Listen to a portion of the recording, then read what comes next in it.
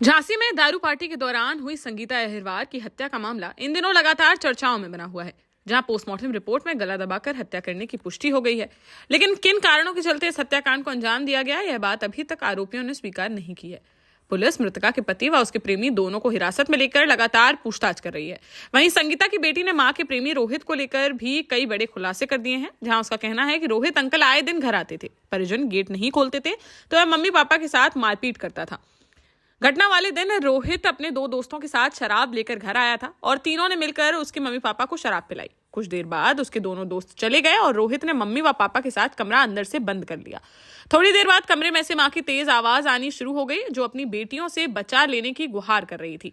बच्ची मौके पर पहुंची तो रोहित ने गेट नहीं खोला, जिसके बाद उसने पुलिस को सूचना दी।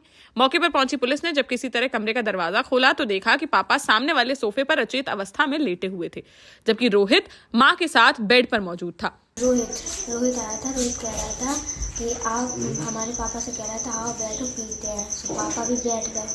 तो फिर आया पवन खटिक कर लो, इन लोगों ने साथ में पी।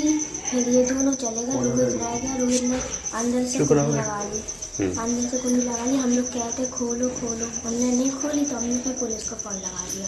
फिर पुलिस आई घर पे, उनने गेट खोले, अंदर दोनों को साथ में देखा। पुलिस ने जब शव का पोस्टमार्टम कराया तो उसमें यह बात सामने निकल कर आई कि प्रेमी रोहित ने संगीता व उसके पति रविंद्र को शराब पिलाई। फिर किसी बात को लेकर हुए विवाद में पहले उसका सर दीवार में मारकर लहूलुहान किया गया, फिर अचेत होने पर संगीता की गला घोंटकर हत्या कर दी गई। पुलिस ने संगीता के भाई की तहरीर पर दोनों आरोपियों के खिलाफ एफआईआर दर्ज कर ली है और दोनों को हिरासत में लेकर पूछताछ की जा रही है।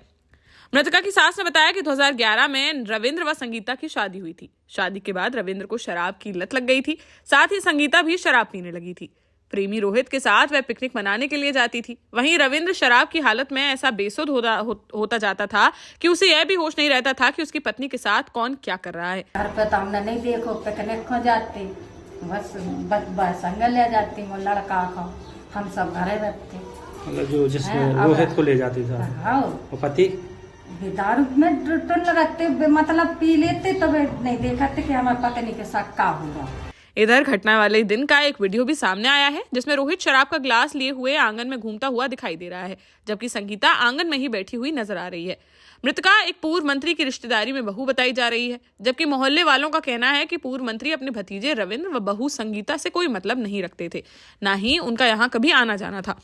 वहीं संगीता की हरकतों के कारण रविंद्र के माता पिता ने भी दोनों से मतलब छोड़ दिया था और सिर्फ अपनी पत्नी व बच्चों के साथ रविंद्र यहाँ रहता था। फिलहाल पुलिस पूछताछ में दोनों में से अभी तक किसी ने अपना जुर्म स्वीकार नहीं किया है।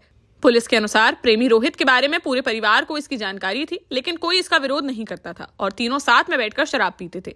फिर गुरुवार रात आखिर ऐसा क्या हुआ जो संगीता की गला दबाकर हत्या कर दी गई?